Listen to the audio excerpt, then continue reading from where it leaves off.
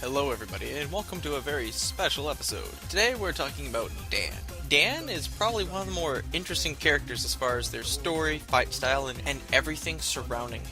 Let's start with his backstory. Dan is looking to avenge his father, Go-Hibiki, who was killed by Sagat. Now in 3 he accomplished this quote-unquote, even though Sagat threw the match. It's either that backstory, or a backstory about him trying to promote the Saikyo style, which is basically his adaptation of Goken's dojo and Muay Thai, which ends up being, in reality, a miserable failure. Fun fact is his father, Go-Hibiki, is apparently the one that made Sagat the Cyclops he is today.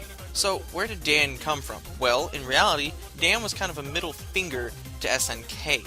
When Street Fighter II was popular, SNK made The Art of Fighting, as well as King of Fighters. The Art of Fighting, the main characters were very obviously parodies of Ryu and Ken. In retaliation, Capcom made Dan. Dan was a direct parody of SNK's main characters. From the hairstyle, to the quotes, references made by Dan and other characters about Dan, his appearance, and even some of his fighting styles, such as his Godoken is a one-handed fireball, much like in The Art of Fighting. One of Dan's quotes is even, "I hate the art of fighting, but I want to be the king of fighters," referencing both of SNK's games, Art of Fighting and King of Fighters. There are numerous different instances of Dan referencing SNK fighting games, and even some acknowledgement in the crossover series SNK vs. Capcom. Everything about Dan is a parody, from his father, to his endings, to his quotes, to his styles. Saikyo Ryu, which means strongest style, is a mockery of Ryu and Robert's style in Art of Fighting.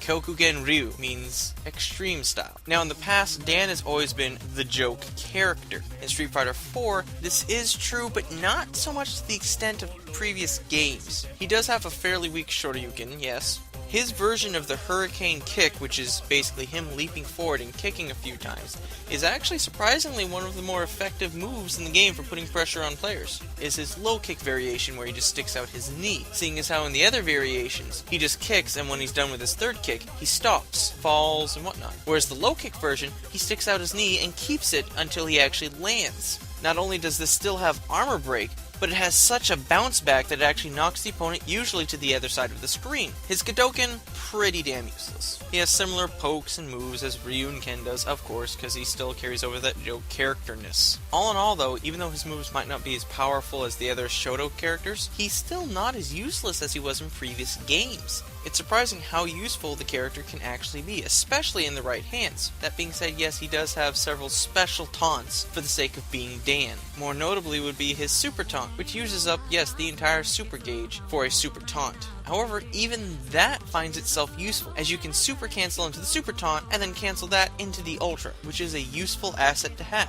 His ultra setup is basically him leaping towards an opponent trying to punch them in the face, which usually fails. The only way to truly set it up is either to punish, or to FADC, or to super cancel into it. It is one of the more entertaining ultras, and is really satisfying to hit. His new ultra, which is basically a giant Godoken, is just as useful as the other Godoken, where it only goes directly in front of Dan, and that's it. I don't know how much damage it might do, probably as much as his regular ultra. In reality, it, like Dan, is supposed to be just that, a joke, a mockery of the game and of itself, of SNK, and of previous fighting games. However, the mockery character has kind of taken on a life of its own, and now he's seen almost as a serious competitor. Whether or not Capcom will truly ever make him a serious competitor, I don't know. Would it be cool? Yeah, it'd be cool. However, he would also lose the fact that he is Dan. He is supposed to be the joke character.